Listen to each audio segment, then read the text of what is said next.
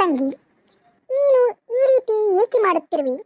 ನೀನು ನಿನ್ನ ವಿವೇಚನೆಯಲ್ಲಿ ತಿಳಿದು ಈ ರೀತಿ ಮಾಡುತ್ತಿರುವೆಯೋ, ತಿಳಿಯದೆ ಈ ರೀತಿ ಮಾಡುತ್ತಿರುವೆಯೋ ತಂಗಿ? ನನ್ನಕ್ಕ ಮಾಡದ್ನಕ್ಕ ಎಲ್ಲನೂ ವ್ಯವಹಾರ ಮತ್ತೊಂದು ಮದ್ದೊಂದು ಎಲ್ಲನೂ ಮಗ ಸೊಸೆ ಕೊಟ್ಬಿಟ್ಟು ಮಗ ತಂದಾಗ್ತಾನೆ ಸೊಸೆ ಮಾಡಾಕ್ತಾಳೆ ಕುತ್ಕೊಂತಿದ್ದೀನಲ್ಲಕ್ಕ. ನಾನೊಂದು ವ್ಯವಹಾರಕ್ಕೆ ಹೋಗಲ್ಲ, ಒಂದು ಇಟ್ಕೋಗಲ್ಲ, ಏನಿಲ್ಲ. ನೀನು ಹೇಳಿದ್ದವೇ ನಾನು ಯಾವತ್ತೂ ತಲೆ ಕೆಡ್ಸ್ಕೊಳ್ಳಲ್ಲ ಕಣಕ. ಒಂದು ತುತ್ತು ಮುದ್ದೆ ಕೊಡ್ತಾರೆ, ಒಂದು ಬಿಡ್ತೀನಿ ಕುತ್ಕೋತೀನಿ ಕಣಕ. ನಾನು ಯಾವತ್ತೂ ತಲೆ ಕೆಡ್ಸ್ಕೊಳ್ಳಲ್ಲ ಕಣಕ. ಅದಲ್ಲ ತಂಗಿ, ನಮ್ಮ ಕಾರುಣ್ಯ ವಿಚಾರದ ಬಗ್ಗೆ ನಾನು ಮಾತನಾಡುತ್ತಿರುವೆನು.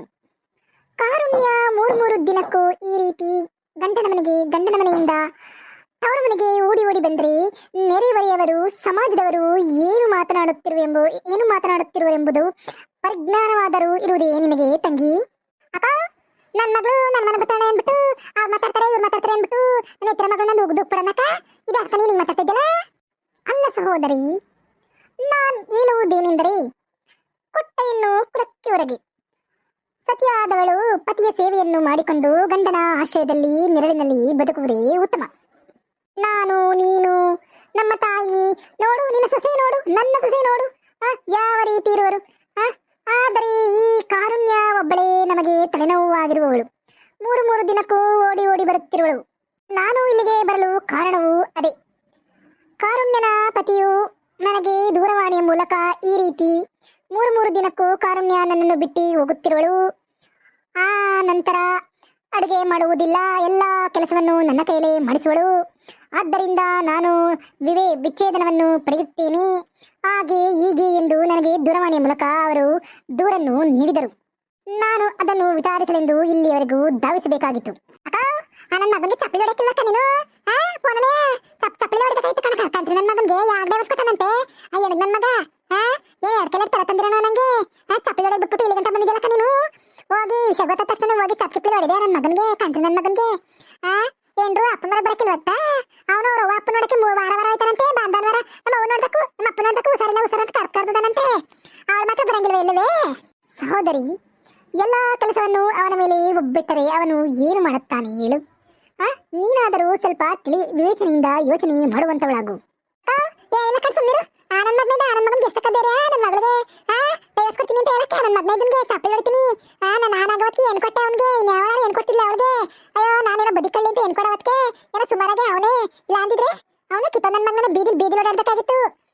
ಹೆಣ್ಣು ಮಕ್ಳು ಕಂಡಂಗೆ ನಾನು ಹೆಸತ ಮಾಡಿದ್ನಲ್ಲ ನೋಡು, ಎಷ್ಟು ಅಲ್ಲಿ ಹಿಡಿದು ಮಾತಾಡೋನೆ. ಕಂತ್ರಿ ನನ್ನ ಮಗ ಚಪ್ಪಲಿ ಹೊಡಿತೀನಿ, ಹೋಯ್ತೀನಿ ಬೆಂಗಳೂರದಿಕ್ಕ ಹೋಗಿ ಚಪ್ಪಲಿ ಹೊಡಡ್ತೀನಿ ನನ್ನ ಮಗನಿಗೆ. ತಂಗಿ, ಸಹೋದರಿ, ವಿವೇಚನೆಯನ್ನು ಕಳೆದುಕೊಳ್ಳಬೇಡ ಆಯ್ತೇನು? ಮೊದಲು ಕಾರುಣ್ಯನ ಪತಿಯನ್ನು ಕಾರುಣ್ಯನನ್ನು ಮುಖಾಮುಖಿಯಾಗಿ ಕೂರಿಸಿ ಮಾತನಾಡೋಣ. ಯಾವುದಾದರೂ ಸಮಸ್ಯೆ ಇದ್ದಲ್ಲಿ ಪರಿಹಾರ ಮಾಡುವಂತವರಾಗೋಣ.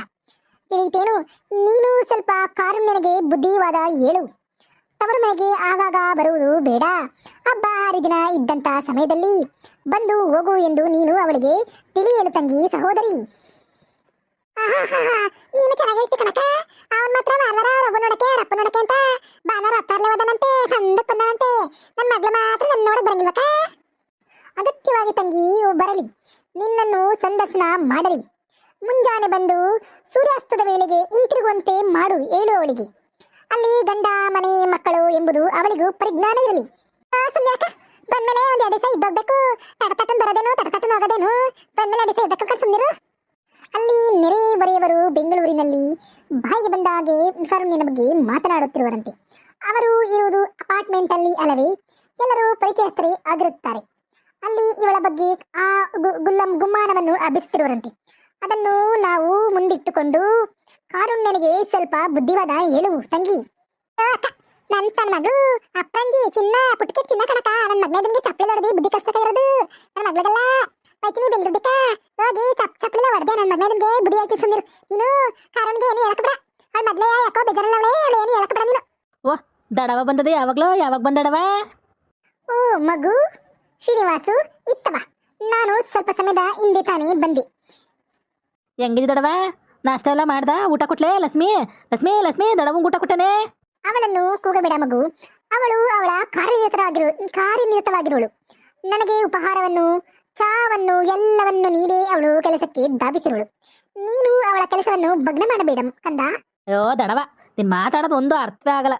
ಅಷ್ಟ್ಕಿತ ಹೇಳ್ತೀನಿ ನಾಟಕದ ಡೈಲಾಗ ಬಿಟ್ಬಿಟ್ಟು ನೇರ್ಪಾಗಿ ಮಾತಾಡವ ಅಂದ್ರೆ ನೀನಂತವೇ ಅಕಟಕಟ ಹೌದರಿವಿದೆಯೇ ಏನಂದೆ ಮಗು ನಾನು ನಾಟಕವನ್ನು ತ್ಯಜಿಸುವುದೇ ನನ್ನ ದೇಹದಲ್ಲಿ ಒಂದು ಇಂಚು ಪ್ರಾಣವಿರುವವರೆಗೂ ನಾನು ಕಲಾದೇವಿಯ ಪೂಜೆ ಮಾಡುವಂತವಳಾಗುವವಳು.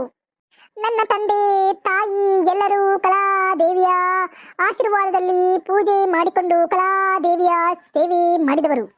ನಾನು ಕೂಡ ಕಲಾದೇವಿಯ ಆರಾಧ್ಯಳಾಗಿ ಸೇವೆಯನ್ನು ಮಾಡಿಕೊಂಡು ಬಂದಿರುವೆನು. ನನ್ನ ದೇಹದಲ್ಲಿ ಕಡೆ ಉಸಿರಿರುವವರೆಗೂ ನಾನು ನಾಟಕವನ್ನು ಮಾಡುವಂತವಳೇ. ಆ ಕಲಾದೇವಿಯ ಆಶೀರ್ವಾದದಿಂದ ಇಲ್ಲಿಯವರೆಗೂ ನಾನು ಸೌಖ್ಯವಾಗಿ ಕ್ಷೇಮವಾಗಿ ಇರುವೆನು. ತಡವೋ ನಾಟಕ ಬೇಡ ಅಂತ ನಾನು ಹೇಳಿಲ್ಲ. ಮನೇಲೂ ನಮ್ಮ ಜೊತೆ ಮಾತಾಡೋದು ನಾಟಕವಾಗಿ ಮಾತಾಡ್ತೀಯಲ್ಲ ಅದಕ್ಕೆ ಹೇಳಿದ್ದು. ನಾನು ಮೊದಲೆಲ್ಲ ಮದುವೆ ಮುಂಚೆ ಹಂಗೆ ಅಲ್ವಾ ಮಾತಾಡ್ತಿದ್ದು. ಅಯ್ಯೋ ನಾನು ಮದ್ವೆ ಆದೆ, ನಿಮ್ಮ ಅಪ್ಪನ ಮಗನಿಂದ ನಾಟಕ ಅಂತ ಕಳಿಸ್ತೇ ಹೋದ. ಅಯ್ಯೋ ನಾನೆಲ್ಲ ಮರ್ತಂಗಾಯ್ತು. ನಮ್ಮ ಅಕ್ಕ ಅವಳು ದೊಡ್ಡ ಕಲಾವಿದೆ ಕಣಪ್ಪ. ಅವಳು ದೊಡ್ಡ ಕಲಾವಿದೆ ಆಗಿರೋದ್ರಿಂದ ಹಂಗೆ ಮಾತಾಡ್ತಾಳೆ. ಅದೆಲ್ಲ ನೀನು ಇದು ಮಾಡಬಾರ್ದು ಕಣೋ ಮಗನೇ. ಓ ದಡವ ಬಂದಾಳಲ್ಲ ಮಾತೆಲ್ಲ ಬೆಣ್ಣೆ ಕೂದಲು ತೆಗ್ದಂಗವೇ ಕಣವ ನೀನವು. ಅದೇನಿಲ್ಲ ಅದು ಅಣಕಿಸ್ಕೊಂಡು ಮಾತಾಡ್ತೀಯಲ್ಲ. ಏನಿಲ್ಲ ನಂಗೆ ಹೊಸ ಕೆಲಸವೇ ಹೋಯ್ತೀನಿ, ಟಿವಿ ನೋಡಬೇಕು. ಇವತ್ತು RCB ಮ್ಯಾಚ್ ಅದೇ.